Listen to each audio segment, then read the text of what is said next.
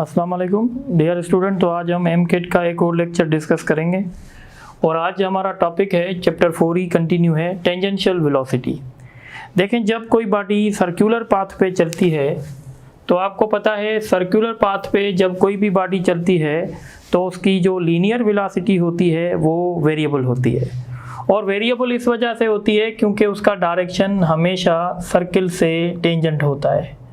तो जब उसका डायरेक्शन सर्किल से हमेशा टेंजेंट होता है तो इसीलिए हम इस लीनियर वेलोसिटी को टेंजेंशियल वेलोसिटी भी कहते हैं। यानी टेंजेंशियल वेलोसिटी कोई नया कॉन्सेप्ट नहीं है। हम कहते हैं जब कोई बॉडी सर्कुलर पाथ पे चलती है तो उसकी जो लीनियर वेलोसिटी होती है उसको टेंजेंशियल वेलोसिटी कहा जाता है।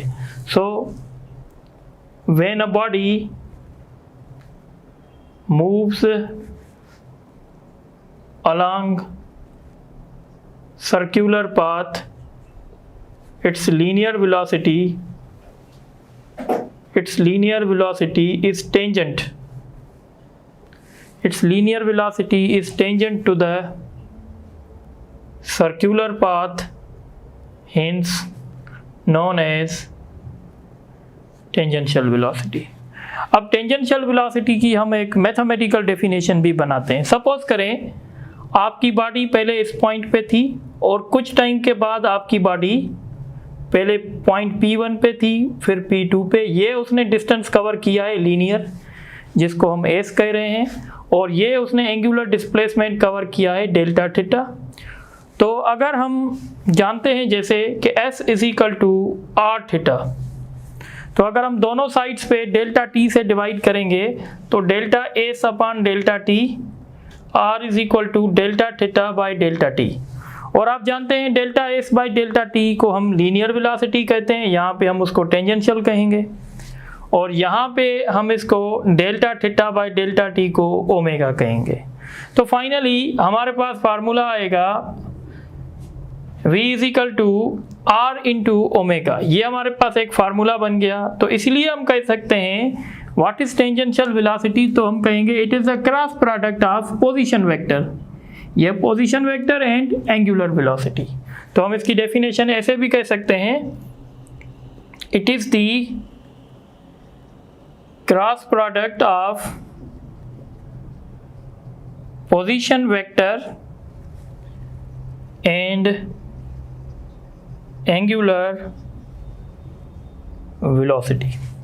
तो टेंजेंशियल वेलोसिटी क्या है? It is a cross product of position vector means R and angular velocity means omega. अब एक बात यहाँ पे हम क्लियर कर देते हैं, जैसे आपने वेक्टर में पढ़ा था कि अगर vector C vector A cross B से मिलेगा तो हम कहते थे कि C जो है वो A से भी परपेंडिकुलर है और C जो है वो B से भी परपेंडिकुलर है। इसीलिए हम कहेंगे कि tangential velocity is perpendicular to the position vector and tangential velocity is also perpendicular to the angular velocity. तो हम ये लिख लेते हैं, the tangential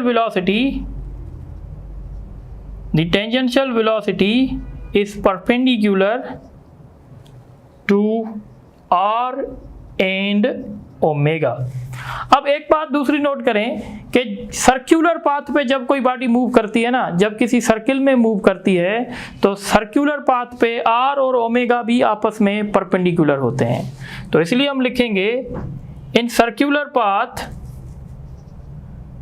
R and omega are also perpendicular to each other.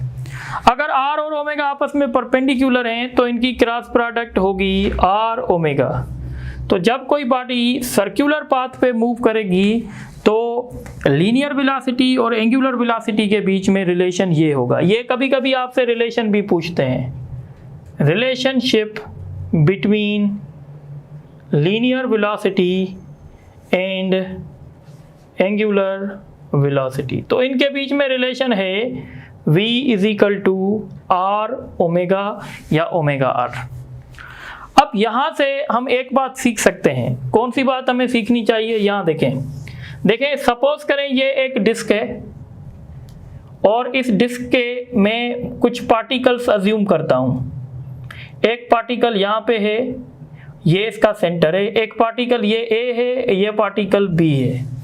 अब अगर ये डिस्क यूनिफॉर्म वेलोसिटी के साथ रोटेट करेगी तो हम कहेंगे हर पार्टिकल की एंगुलर वेलोसिटी सेम होगी, पर हर पार्टिकल की लीनियर वेलोसिटी सेम नहीं होगी, क्योंकि ये पार्टिकल सेंटर के नज़दीक है, इसका आर छोटा बनेगा, इसलिए हम कहेंगे इस पार्टिकल की लीनियर वेलोसिटी कम होगी, इस पार्टिकल की लीनियर वेलोसिटी ज़्यादा होगी। ये कॉमन सेंस है। अगर आप एक छोटे से सर्किल में मूव कर रहे हैं और आपका भाई एक बड़े से सर्किल में मूव कर रहा है और हम कह रहे हैं कि दोनों जो भाई हैं वो एक ही सेकंड में अपना साइकिल कंप्लीट कर रहे हैं, तो इसका मतलब होगा दोनों की एंगुलर वेलोसिटी सेम है, पर एक भाई की लीनियर वेलोसिटी ज़्यादा है, दूसरे भाई की लीनियर वेलोसिटी कम है, क्योंकि जो छोटे से सर्किल में मूव कर रहा है वो एक्चुअली लीनियर डिस्टेंस कम कवर कर रहा है, जो बड़े सर्किल में मूव कर रहा है वो लीनियर डिस्टेंस ज़्यादा कवर कर रहा है। तो इसलिए हम कहेंगे कि एक पॉइंट लिखेंगे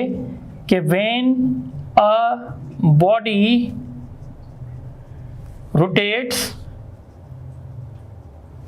then all particles of body have same angular velocity but different linear velocity। किस पार्टिकल की लीनियर वेलोसिटी ज़्यादा होगी? वो पार्टिकल जो सेंटर या एक्सिस ऑफ रोटेशन से जितना दूर होगा उतनी उसकी लीनियर वेलोसिटी ज़्यादा होगी। सो ये पॉइंट भी मैं लिख लेता हूँ, the particle away from the axis of rotation या centre having greater linear velocity. तो this is all about the tangential velocity. अब हम बात करने वाले हैं कि भाई जब बॉडी सर्कुलर पाथ पे चलती है तो बॉडी के पास कितने किस्म की लीनियर एक्सेलरेशंस होती हैं। तो ये हम ऐसे समझेंगे, सपोज करें कि एक बॉडी सर्कुलर पाथ पे चल रही है। जब एक बॉडी सर्कुलर पाथ पे चलेगी और अगर इसका मोशन यूनिफॉर्म है तो आपको पता है यूनिफॉर्म मोशन में जो हमारी एंगुलर एक्सेलरेशन होती है वो 0 होती है। तो इस तरीके से हम ये कह सकते हैं कि जब कोई बॉडी सर्कुलर पाथ पे चलती है और अगर उसका मोशन कांस्टेंट है तो उसकी एंगुलर एक्सेलरेशन 0 होगी, पर उसकी लीनियर एक्सेलरेशन 0 नहीं हो सकती। याद रखिएगा, जब बॉडी सर्कुलर पाथ पे चलती है तो उसके पास 2 लीनियर एक्सेलरेशंस होती हैं, हो सकती हैं 2, ठीक है। एक लीनियर एक्सेलरेशन का काम होता है बॉडी की वेलोसिटी का डायरेक्शन चेंज करना, और एक लीनियर एक्सेलरेशन का काम होता है वेलोसिटी का मैग्नीट्यूड चेंज करना। सपोज करें अगर मोशन आपका यूनिफॉर्म है तो इसका मतलब है वेलोसिटी का मैग्नीट्यूड चेंज नहीं होगा, मतलब एक लीनियर एक्सेलरेशन 0 होगी, बाकी दूसरी लीनियर एक्सेलरेशन कभी भी 0 नहीं हो सकती। तो अब हम डिस्कस करेंगे। तो सबसे पहले डिस्कस करते हैं सेंट्रीपिटल एक्सेलरेशन।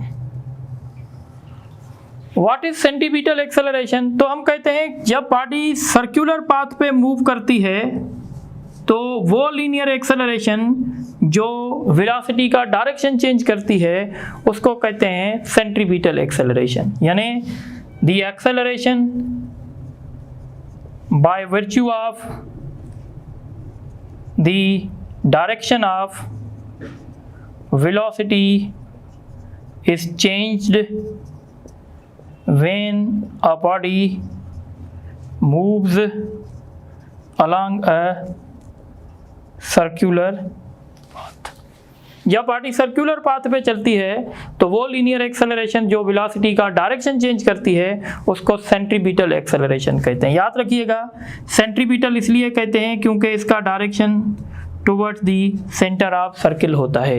ये टेंजेंशियल, ये वेलोसिटी है, ये सेंट्रीपिटल एक्सेलरेशन है, ये वेलोसिटी है, ये सेंट्रीपिटल एक्सेलरेशन है, ये वेलोसिटी है, ये सेंट्रीपिटल एक्सेलरेशन है। सेंट्रीपिटल एक्सेलरेशन हमेशा वेलोसिटी के साथ परपेंडिकुलर होती है, और चैप्टर नंबर 3 में मैंने बताया था जो एक्सेलरेशन वेलोसिटी के साथ परपेंडिकुलर होती है वो सिर्फ और सिर्फ डायरेक्शन को चेंज करती है। सेंट्रीपिटल एक्सेलरेशन का फार्मूला है v²/r। याद रखिएगा, इसको रेडियल एक्सेलरेशन भी कहते हैं।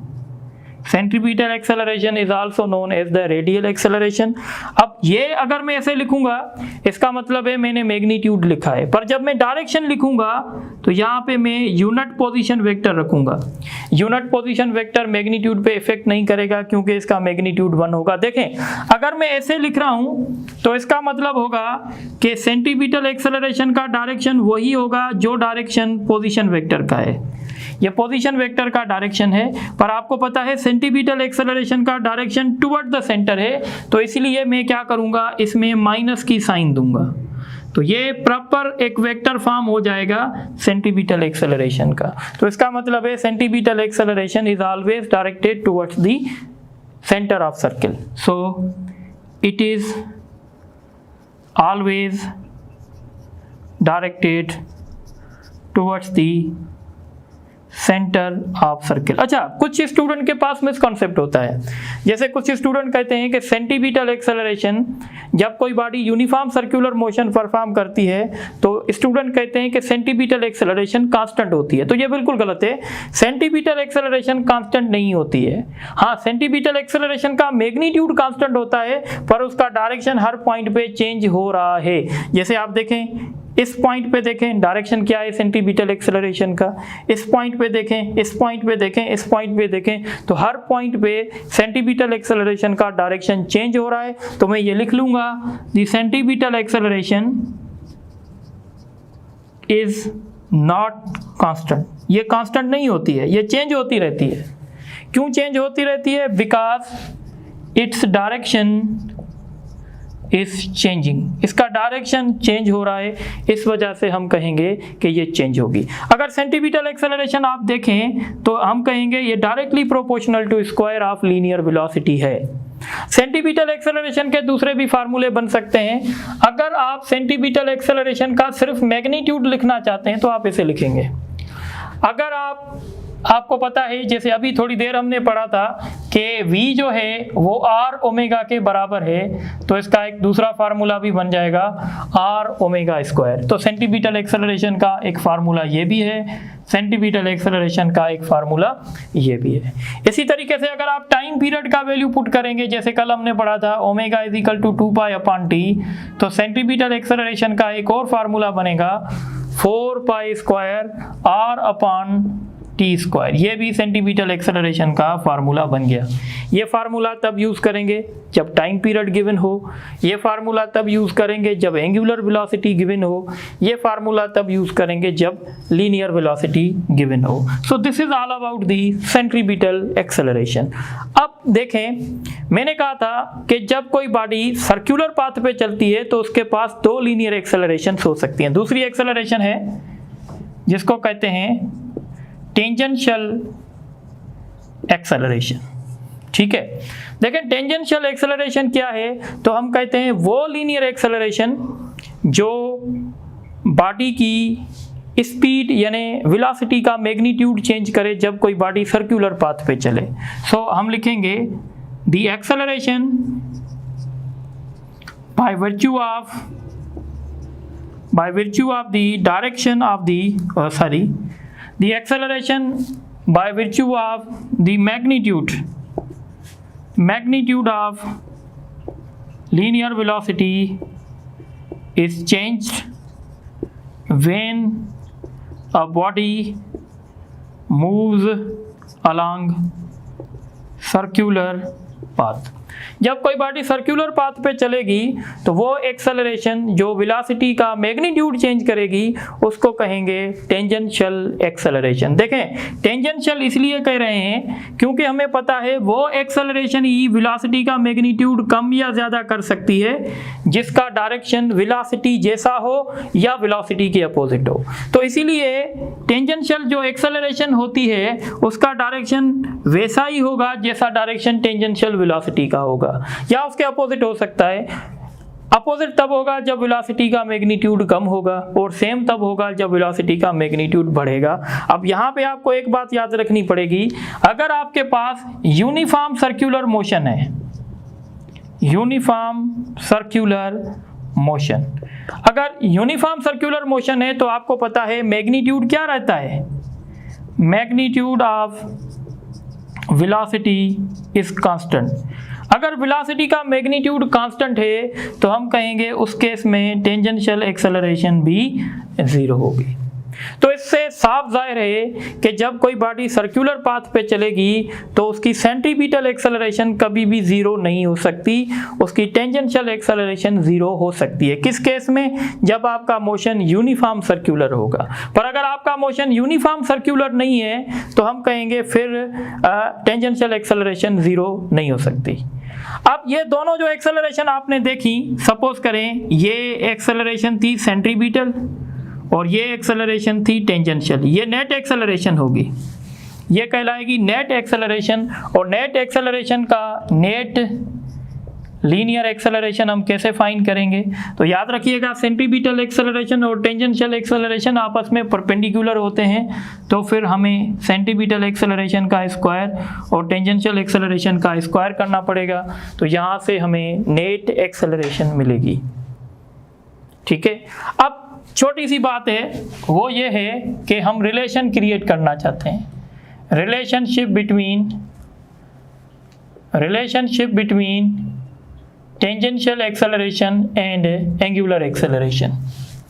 तो आपको पता था कि v is equal to R omega है। अगर हम दोनों साइड्स पे डेल्टा टी डिवाइड करें तो हमारे पास फार्मूला बन जाएगा tangential acceleration r into angular acceleration. तो ये हमारे पास रिलेशन बन गया कि tangential acceleration is the cross product of position vector and angular acceleration.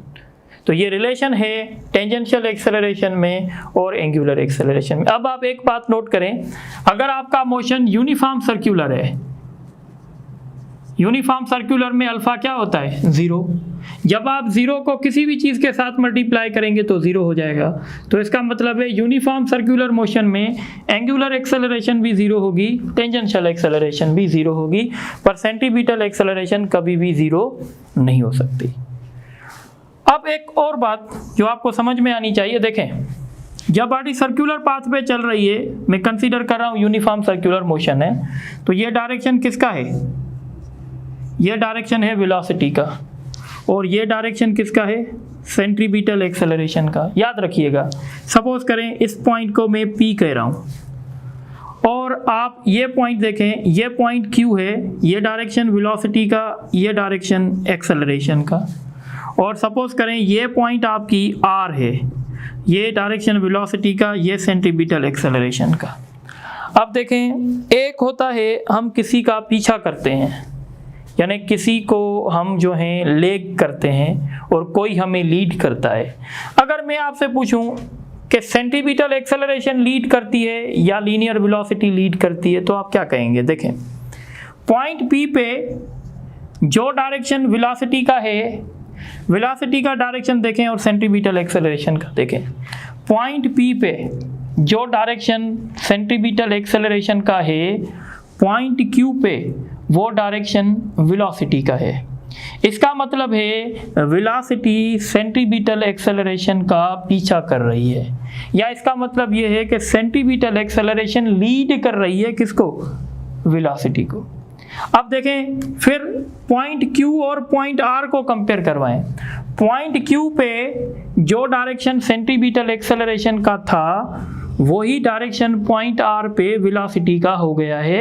तो इस डिस्कशन से साफ जाहिर है कि हम कहेंगे centripetal acceleration leads the velocity, tangential velocity by an angle of 90 degree. ये बात क्लियर हो गई। उसी तरीके से दूसरी बात देखें, अब एक बात आपको ये देखनी पड़ेगी, ये डायरेक्शन रेडियल वेक्टर यानी ये डायरेक्शन रेडियस का है या पोजीशन वेक्टर का है, और ये डायरेक्शन वेलोसिटी का है। ये डायरेक्शन फिर वेलोसिटी का है और ये डायरेक्शन फिर रेडियस का है। ये डायरेक्शन यहाँ पे वेलोसिटी का है और ये डायरेक्शन यहाँ पे रेडियस का है। अब अगर मैं आपसे पूछूं कि कौन सा वेक्टर किसको लीड कर रहा है, तो देखें ये पॉइंट P है, ये पॉइंट Q है, ये पॉइंट R है। तो पॉइंट P पे जो डायरेक्शन वेलोसिटी का देखें वही डायरेक्शन पॉइंट Q पे पोजीशन वेक्टर का बन गया है, और पॉइंट Q पे जो डायरेक्शन वेलोसिटी का था वही डायरेक्शन पॉइंट R पे इसका पोजीशन वेक्टर का बन गया है। तो हम कहेंगे कि पोजीशन वेक्टर यानी हम कहेंगे tangential velocity leads the position vector by an angle of 90। और लास्ट में ये रिलेशन हम कर सकते हैं कि centimetre acceleration leads the position vector by an angle of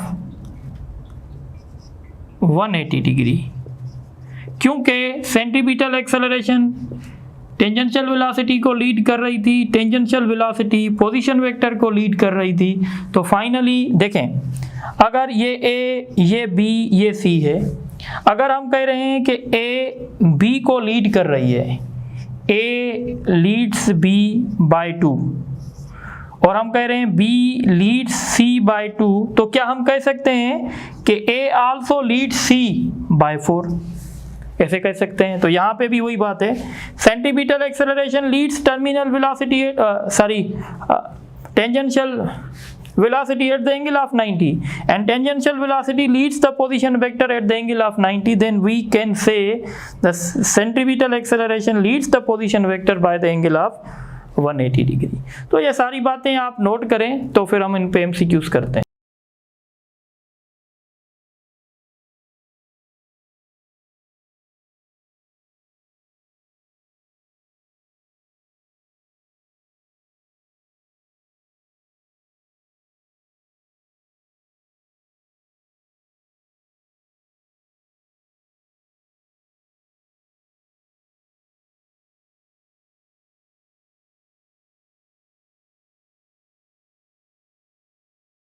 अच्छा, आप ये कुछ क्वेश्चन देख लो। Body rotates at a constant rate, then अगर कोई बॉडी कांस्टेंट रेट के साथ मूव करेगी तो इसका मतलब होगा कि उस पार्टी के जितने भी पार्टिकल्स होंगे सबकी एंगुलर वेलोसिटी सेम होगी, पर लीनियर वेलोसिटी सबकी डिफरेंट होगी।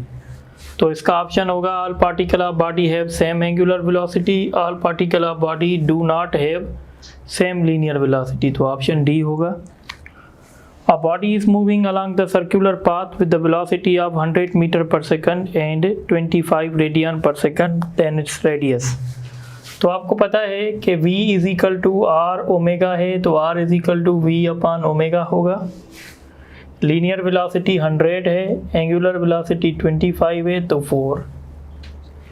उसके बाद क्वेश्चन है The acceleration by virtue of direction of velocity is changed when a body moves along the circular path। ये प्रीवियस पेपर में आ चुका है, इसको सेंट्रीपिटल एक्सेलरेशन कहेंगे।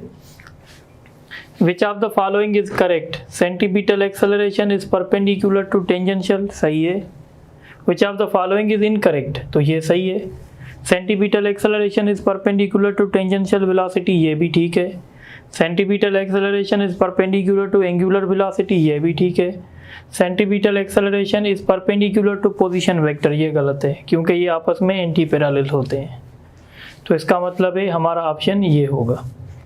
इन यूनिफॉर्म सर्कुलर मोशन में आपको पता है टेंजेंशियल एक्सेलरेशन 0 होती है, एंगुलर एक्सेलरेशन 0 होती है, पर सेंटीमीटर एक्सेलरेशन 0 नहीं हो सकती। उसके बाद क्वेश्चन है कि when a body moves along circular path, जब कोई बॉडी सर्कुलर पाथ पे मूव करती है तो क्या होता है? Linear velocity leads the position vector by 90, सही है। Centripetal acceleration leads the linear velocity by 90, ये भी सही है। Centripetal acceleration leads the position vector by 180 degree, ये भी ठीक है। तो सारे ऑप्शन इसके सही होंगे। अब ये क्वेश्चन देखें, a body moves along the circular path if velocity of body is doubled and its mass is halved then centripetal. देखें, सेंटीमीटल एक्सेलरेशन मास पे डिपेंड नहीं करती है, directly proportional to square of velocity है, इसलिए अगर हमने वेलोसिटी को डबल किया है तो ये 4 टाइम्स बढ़ जाएगी, सो बिकम्स 4 टाइम्स। उसके बाद ये क्वेश्चन देखें, 1000 kilogram car is moving along the circular path of radius 2 metre with the speed. तो सेंटीमीटल एक्सेलरेशन का सिंपल फार्मूला है v²/r, मास ऐसे ही कंफ्यूज करने के लिए दिया गया है, 20 का square divided by 2, 400 divided by 2 करेंगे तो 200 आएगा। तो इसका ऑप्शन 200 होना चाहिए, बी कर लें। उसके बाद ये क्वेश्चन देखें, a body moves along the circular path of radius 1 metre and complete 1 cycle in 2 second, find centimetre. तो जब टाइम पीरियड दिया जाएगा तो फार्मूला होगा 4πr/t²। तो यहाँ पे आप रखेंगे 4πr 1 है, t² यानी 2 का स्क्वायर, 2 का स्क्वायर इसको कैंसिल कर देगा, तो इसका रिजल्ट होगा π² मीटर पर सेकंड स्क्वायर। उसके बाद ये क्वेश्चन देखें, body moves along the circular path of 10 metre at speed of 20 metre per second if its speed is increase at the rate of, ठीक है। अब देखें, जब बॉडी सर्कुलर पाथ पे चल रही है तो एक तो आपको सेंटीमीटल एक्सेलरेशन निकालनी चाहिए, v²/r, 20 का स्क्वायर करेंगे 400 डिवाइडेड बाय 10, 40। तो इसकी सेंटीमीटल एक्सेलरेशन 40 है और इसकी स्पीड भी इंक्रीज हो रही है, तो जो स्पीड इंक्रीज करती है उसको टेंजेंशियल कहते हैं, वो दी गई है हमें 30। नेट एक्सेलरेशन कैसे फाइंड करेंगे, तो आपको पता है 40 का स्क्वायर करेंगे 30 का स्क्वायर करेंगे, ये हो जाएगा अपना 2500, इसका रूट होगा 50, तो 50 होगी। और आज के लेक्चर का लास्ट क्वेश्चन देखें, a body is moving along the circular path of radius 4 metre if its rate of rotation is increased from 20 to 30 in 4 seconds, find the tangential velocity, find the tangential acceleration। देखें, सबसे पहले हम angular acceleration find करेंगे। Angular acceleration कैसे मिलेगा, ω/f ω/i/t। तो ω/f इसकी है 30 minus 20 divided by 4, 10 divided by 4, तो ये होगा 2.5।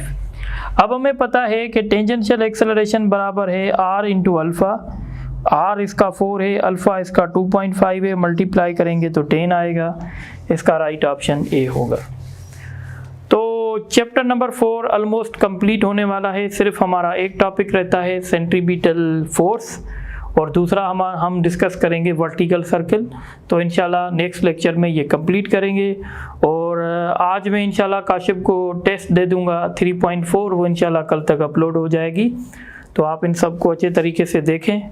तो फिर नेक्स्ट लेक्चर में आपसे मिलते हैं। Thank you very much.